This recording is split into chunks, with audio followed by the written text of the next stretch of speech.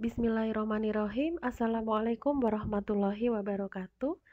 Salam sejahtera bagi kita semua. Alhamdulillahirabbil alamin, kita dapat bertemu kembali dalam pembelajaran yang selanjutnya di mata kuliah akuntansi sektor publik. Dan kali ini kita akan membahas tentang pembelajaran pada badan usaha milik pemerintah dan badan layanan umum daerah. Pemerintah memiliki kewajiban konstitusional untuk memajukan kesejahteraan seluruh rakyat. Dalam usaha mewujudkan kesejahteraan rakyat tersebut, tentunya pemerintah dapat membentuk unit-unit usaha tertentu dengan maksud untuk memberikan manfaat yang sebesar-besarnya bagi kemajuan bangsa serta kemakmuran masyarakat. Nah, unit-unit usaha pemerintah inilah yang kemudian ditetapkan sebagai badan usaha milik negara atau sering kita sebut dengan BUMN yang merupakan unit usaha pemerintah pusat. Kemudian ada lagi badan usaha milik daerah atau BUMD sebagai unit usaha pemerintah daerah. BUMN dan BUMD itu merupakan unit usaha yang berbadan hukum. Kemudian selain BUMN dan BUMD, pemerintah juga boleh gitu ya membentuk unit usaha lain, tapi fungsinya sebagai unit pelayanan juga berbadan hukum. Jadi sekaligus ya, dia berbadan hukum iya, tapi sifatnya kepelayanan yang sering kita sebut dengan Badan Layanan Umum atau BLU untuk level pemerintah pusat dan Badan Layanan Umum Daerah atau BLUD pada pemerintah daerah. Nah, contohnya sekarang ini rumah sakit puskesmas sudah beralih fungsi menjadi BLUD atau BLUD gitu ya. Kemudian banyak perguruan tinggi juga sudah berfungsi sebagai badan layanan umum karena sifatnya yang diperbolehkan untuk mengelola atau melayani masyarakat dalam hal pendidikan, tetapi juga di sisi lain diperkenankan untuk memperoleh hasil usaha atas kegiatan yang dilakukan. Nah, BUMN, BUMD, BLU dan BLUD ini merupakan bagian dari keuangan negara sehingga termasuk dalam kajian sektor publik. Bahkan ini sangat penting ya untuk dibahas apalagi akhir-akhir ini Menteri Erick Thohir sering melakukan review ya terhadap BUMN yang dia kelola gitu, dilihat kinerjanya. Jika tidak sesuai dengan yang diharapkan, maka sepertinya akan dibubarkan begitu ya BUMN tersebut. Banyak yang sudah menjadi list atau masuk daftar gitu. Nah, pengelolaan unit-unit usaha pemerintah ini perlu dilakukan secara profesional meskipun sifatnya ini milik pemerintah gitu ya. Karena dia harus tetap menganut prinsip tata kelola perusahaan yang baik atau good corporate governance. Nah, BUMN sendiri itu apa sih? BUMN itu badan usaha yang seluruh atau sebagian besar modalnya dimiliki negara melalui penyertaan secara langsung yang berasal dari kekayaan negara yang dipisahkan. Penyertaan modal ini sumbernya dari APBN, dari kapitalisasi cadangan, kemudian dari sumber-sumber lain, asalkan itu dari anggaran pendapatan belanja negara gitu ya. Sedangkan kalau BUMD itu sama dengan BUMN tetapi dia milik daerah. Jadi penyertaannya dari kekayaan pemerintah daerah yang dipisahkan. Tentunya penyertaan modal BUMD bersumber dari APBD, dari kapasitas cadangan dan sumber-sumber lainnya, tapi biasanya yang lebih ke daerah gitu ya, bukan dari pusat. Nah, modal BUMN dan BUMD ini kan berasal dari keuangan atau kekayaan negara yang dipisahkan. Sehingga pengelolaannya itu didasarkan pada prinsip-prinsip korporasi. dengan sistem manajemen dan akuntansi bisnis yang modern begitu. Dan tujuan pendirian usaha BUMN dan BUMD ini adalah agar meningkatkan mutu layanan kepada masyarakat, sekaligus memberikan kontribusi dalam meningkatkan pertumbuhan ekonomi nasional dan daerah. Tentunya termasuk juga membantu penerimaan keuangan negara atau daerah. Kemudian berfungsi untuk memperoleh keuntungan gitu ya. Lalu menyelenggarakan pemanfaatan umum berupa penyediaan barang dan jasa yang bermutu tinggi. Kalau dikelola secara profesional, maka pada umumnya akan menyediakan kualitas barang dan jasa yang baik, serta memadai untuk hajat hidup banyak orang. Kemudian menjadi perintis kegiatan-kegiatan usaha yang belum dilaksanakan oleh sektor swasta maupun koperasi, padahal sifatnya itu dibutuhkan oleh masyarakat gitu. Kemudian turut aktif memberikan bimbingan dan bantuan kepada pengusaha golongan ekonomi yang lemah, kemudian kepada koperasi dan juga bentuk BUMN ini menurut Undang-Undang Nomor 19 Tahun 2013 ada dua, yaitu persero dan perusahaan umum atau perum. Nah, sebelum dikeluarkan undang-undang ini sebetulnya ada 3 bentuk, persero, perum, dan perjan, perusahaan jawatan. Nah, tetapi saat ini sudah tidak ada lagi perusahaan jawatan. BUMN yang sebelumnya berbentuk perusahaan jawatan harus diubah menjadi persero atau perusahaan umum atau BLU. Karena selain tunduk dengan UU nomor 19 tahun 2013 tentang BUMN, maka harus patuh juga pada UU nomor 1 tahun 95 tentang perseroan terbatas. Ya, di sini kita kalau BUMN ya tentunya karena dia perseroan terbatas ya, tentunya kalau dia diperdagangkan, sahamnya diperdagangkan di Bursa Efek Indonesia, maka dia harus patuh juga pada peraturan pasar modal yang dikeluarkan oleh Bapak Pam LK. Kemudian sementara ini ya untuk BUMN berbentuk perum itu dibentuk pemerintah untuk melaksanakan usaha sebagai implementasi kewajiban pemerintah dalam menyediakan barang dan jasa untuk memenuhi kebutuhan masyarakat. Jadi kalau yang perum itu sifatnya lebih ke pelayanan masyarakat, tetapi dia dibuat dikelola dengan manajemen dan akuntansi modern.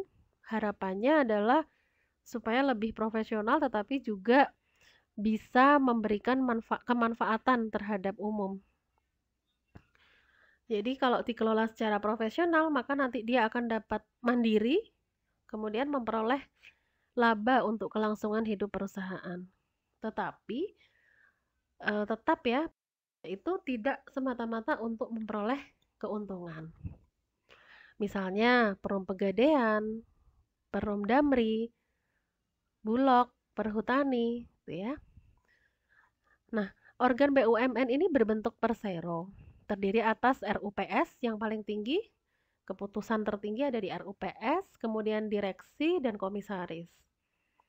Pemegang saham BUMN persero tuh seluruhnya atau sebagian besar gitu ya dimiliki negara yang diwakili oleh Menteri Keuangan, kemudian Menteri Negara Investasi dan BUMN gitu ya.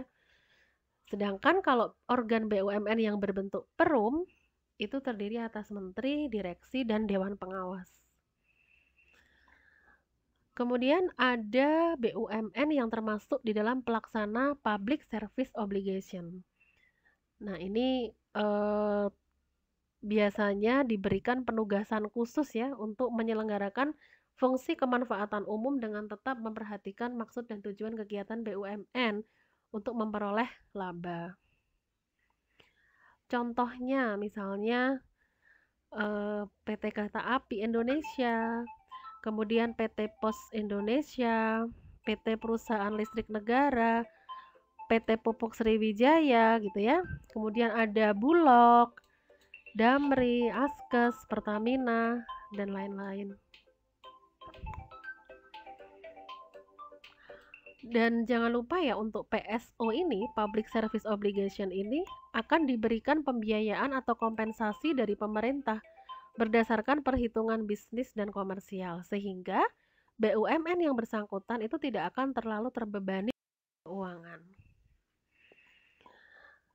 Nah, sebetulnya karakteristik BLU dan BLUT ini apa sih?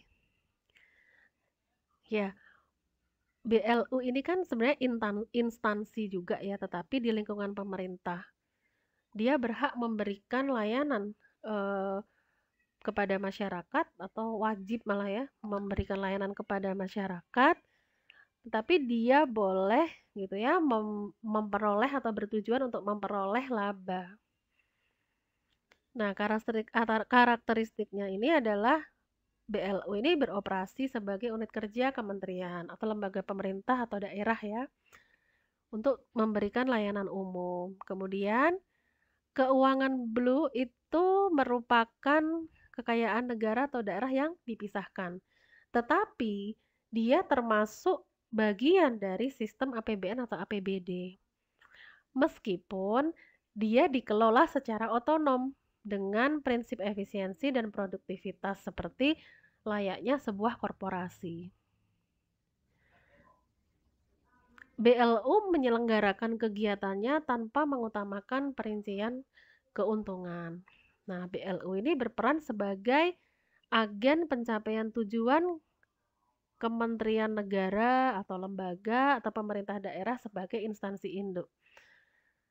Sehingga rencana kerja serta anggaran, bahkan laporan keuangan ya dan laporan kinerja itu disajikan sebagai bagian yang tidak dari rencana kerja, anggaran, SKPD atau pemerintah daerah. Jadi meskipun dia BLU atau BLUD, tetapi dalam pelaporan keuangan itu include di dalam keuangan negara, kementerian maupun keuangan di pemerintah daerah. Karena apa? BLU ini sebetulnya bukan sebagai badan hukum tersendiri ya, tetapi dia tidak terpisahkan dari kementerian negara atau lembaga atau pemerintah daerah sebagai instansi induk. Dan yang lebih uniknya lagi, penerimaan baik pendapatan maupun sumbangan itu dapat digunakan secara langsung, tidak seperti kalau di SKPD, Satuan Kerja Perangkat Daerah ya. Kalau di BLU atau BLUD ini ada otonomi khusus ya. Jadi ketika dia menerima pendapatan atau menerima sumbangan gitu, dapat digunakan secara langsung tanpa harus menggunakan prosedur-prosedur tertentu yang seperti layaknya di SKPD. Karena memang dia sifatnya BLU atau BLUD begitu. Nah, kalau dari sisi pegawainya, maka bisa terdiri dari pegawai negeri sipil dan bukan pegawai negeri sipil ya. Kalau sekarang istilahnya ASN ya, aparatur sipil negara. Nah, dari pengelompokannya saya tadi sempat singgung ya, BLU ini terbagi menjadi 3 kelompok. Menyediakan barang atau jasa, itu yang pertama. Kemudian yang kedua, pengelolaan wilayah atau kawasan khusus atau otoritas pengembangan wilayah, kawasan ekonomi terpadu. Kemudian ada juga yang mengelola dana khusus seperti dana bergulir, dana UKM, penerusan pinjaman gitu ya. Nah, syarat-syaratnya apa sih kalau mau membentuk BLU? Syaratnya ini ya tentunya ada persyaratan substantif. Yang pertama, misalnya dia ditetapkan dulu ketika mendirikan bahwa instansi pemerintah tersebut menyelenggarakan pelayanan umum berupa apa? Apakah penyediaan barang dan jasa, ataukah dia dana khusus, dana bergulir, ataukah pengelolaan gitu ya. Kemudian persyaratan teknis. Persyaratan teknis ya tentunya kinerja pelayanan di bidang tupoksinya ya. Itu layak dikelola atau dapat dicapai melalui BLU. Nah, ini harus direkom oleh menteri atau pimpinan lembaga atau pimpinan SKPD sesuai dengan kewenangannya. Kemudian kinerja keuangan itu harus sehat. Harus ditunjukkan dalam dokumen usulan penetapan BLU. Itu teknis. Lalu syarat administratif tentunya harus sanggup ya untuk meningkatkan kinerja baik dari sisi pelayanan, keuangan maupun kemanfaatan bagi masyarakat.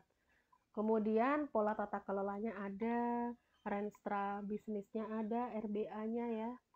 Kemudian rencana laporan keuangan pokok ada, SPM atau standar pelayanan minimal. Kemudian dilengkapi dengan standar operasional prosedur yang lengkap, laporan audit, pernyataan bersedia untuk diaudit. Nah, itu adalah persyaratan administratif. Nah, ketika dinilai bahwa persyaratan terpenuhi, lalu kementerian atau gubernur, bupati, wali kota menetapkan. Jadi BLU atau BLUD, BLUD dengan status penuh atau bertahap. Kemudian penerapan BLU ini akan berakhir bila dicabut ya oleh menteri atau gubernur, bupati, wali kota, lalu misalkan dari usulan untuk dicabut, gitu ada usulan untuk dicabut, atau mungkin berubah statusnya menjadi badan hukum dengan kekayaan yang disahkan.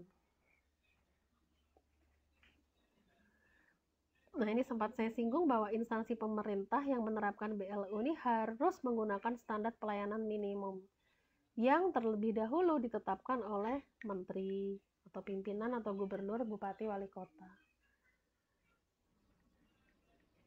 Kemudian pengelolaan keuangan BLU tadi ya, kalau standar pelayanan minimal itu kan kaitannya dengan kualitas ya, kualitas layanan, kemudian pemerataan dan kesejahteraan layanan, serta biaya dan akses ya untuk mendapatkan layanan. Lah, kalau pengelolaan keuangan ini tentunya adanya fleksibilitas itu tadi, keleluasaan untuk menerapkan praktek bisnis yang sehat. Jadi tidak perlu misalkan mau mengeluarkan atau menerima pendanaan itu izin bupati gitu ya, atau izin kementerian. Kalau BLU ini sifatnya lebih fleksibel daripada SKPD. BLU dapat memungut biaya kepada masyarakat sebagai imbalan, kemudian pendapatan BLU juga dapat digunakan langsung untuk membiayai belanja tanpa terlebih dahulu disetorkan ke rekening kas negara atau daerah.